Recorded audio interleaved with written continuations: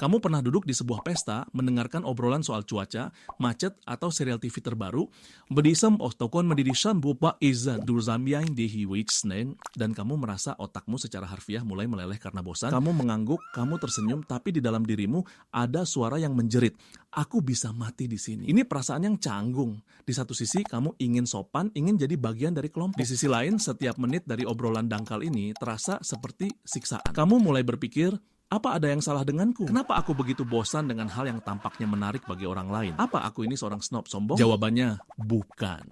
Kemungkinan besar, kamu punya sesuatu yang disebut kebutuhan kognisi yang tinggi. Ini adalah istilah psikologis untuk orang-orang yang otaknya menikmati dan bahkan mencari tugas-tugas yang menantang. Otakmu suka menganalisis ide, memecahkan masalah, dan berpikir secara mendalam. Bagi otak seperti ini, obrolan dangkal atau basa-basi itu seperti junk food bagi seorang gourmet. Bisa dimakan, tapi sama sekali tidak memberikan kepuasan. Bayangkan otakmu adalah sebuah komputer super canggih. Obrolan soal cuaca itu setara dengan membuka aplikasi kalkulator. Ya, aplikasinya berjalan, tapi bukan untuk ini komputer itu diciptakan. Otakmu haus untuk menjalankan program yang rumit, memproses data dalam jumlah besar, dan menemukan pola-pola tersembunyi. Penyebab kedua, ketidakcocokan intelektual. Rasa bosanmu bukanlah penghakiman terhadap lawan bicaramu.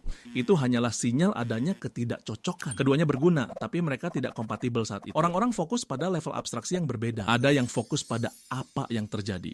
Kamu mungkin lebih tertarik pada mengapa itu terjadi dan bagaimana jika kita melakukannya secara berbeda. Contoh, obrolan biasa. Sudah nonton film baru itu? Keren ya, selesai. Obrolan yang dirindukan otakmu.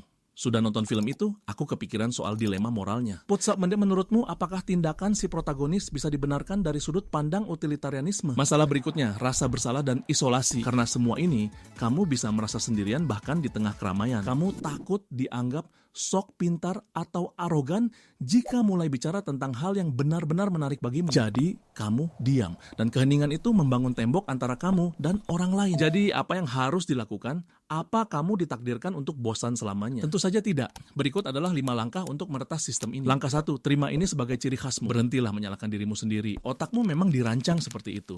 Ini bukan baik atau buruk. Ini adalah fakta. Kehausanmu akan kedalaman adalah kekuatan super, bukan kekurangan. Peluklah itu. Langkah 2, jadilah seorang arsitek percakapan. Jangan menunggu orang lain membuat obrolan jadi menarik. Ambil inisiatif. Gunakan jembatan. Seseorang bicara soal liburan di pantai, jangan tanya, seru nggak? Tanyalah, apa hal paling tak terduga yang kamu pelajari tentang budaya lokal di sana? Atau seandainya bisa kembali, apa satu hal yang akan kamu ubah dari perjalananmu dan kenapa? Ajukan pertanyaan terbuka yang dimulai dengan mengapa, bagaimana, dan bagaimana jika. Langkah 3, cari suku. Kamu tidak sendirian.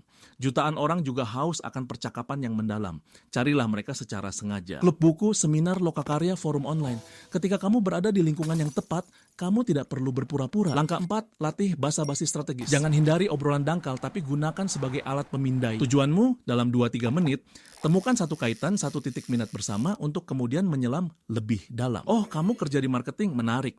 Menurutmu, bagaimana etika memengaruhi strategi iklan modern? Langkah 5, hargai kesendirian. Terkadang teman terbaik adalah pikiranmu sendiri, sebuah buku, atau sebuah proyek. Lebih baik menghabiskan 1 jam sendirian untuk mengisi ulang energi, terusin dia daripada 3 jam di pesta yang membosankan dan merasa terkuras. Kualitas kuantitas. Kesimpulannya, rasa bosanmu dengan orang rata-rata bukanlah tanda kesombongan. Itu adalah sebuah kompas. Ia menunjuk ke arah apa yang benar-benar memberi nutrisi bagi pikiranmu. Jangan mencoba merusak kompasmu hanya agar bisa berjalan searah dengan kerumunan. Belajarlah membaca petanya, buat rute perjalananmu sendiri. Ausyan, kamu tidak hanya akan menemukan percakapan yang menarik, tapi juga pemahaman yang lebih dalam tentang dirimu dan dunia.